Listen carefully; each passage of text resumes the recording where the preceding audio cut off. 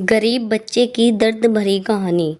एक 5-6 साल का मासूम सा बच्चा अपनी छोटी बहन को लेकर मंदिर के एक तरफ कोने में बैठा हाथ जोड़कर भगवान से ना जाने क्या मांग रहा था।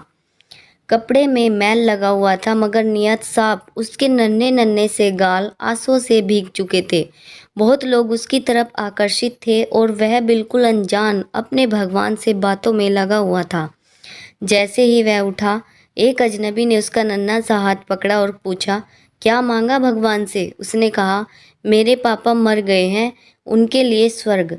मेरी माँ रोती रहती है, उनके लिए सब्र। मेरी बहन माँ से कपड़े सामान मांगती है, उसके लिए पैसे।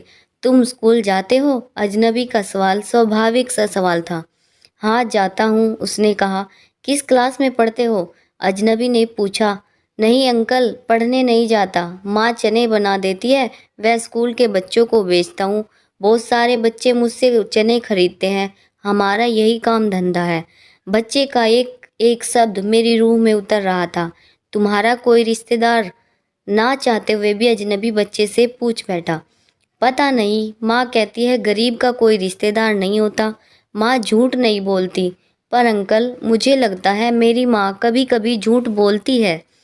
जब हम खाना खाते हैं हमें देखती रहती है। जब कहता हूँ माँ तुम भी खाओ तो कहती है मैंने खा लिया था। उस समय लगता है झूठ बोलती है। बेटा, अगर तुम्हारे घर का खर्च मिल जाए तो पढ़ाई करोगे? बिल्कुल नहीं, पढ़ाई करने वाले गरीबों से नफरत करते हैं। अंकल, हमें किसी पढ़े हुए ने कभी नहीं पूछा, पास से गुजर जाते हैं।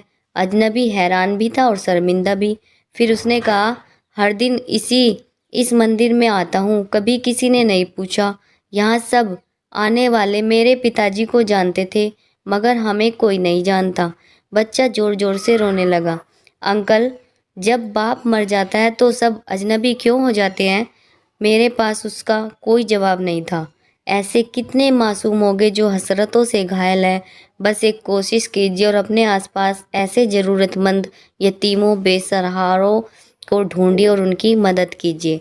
आपको इस बच्चे की कहानी कैसी लगी हमें कमेंट में बताएं। अगर कहानी अच्छी लगी हो तो हमारे चैनल को सब्सक्राइब ज़रूर करें।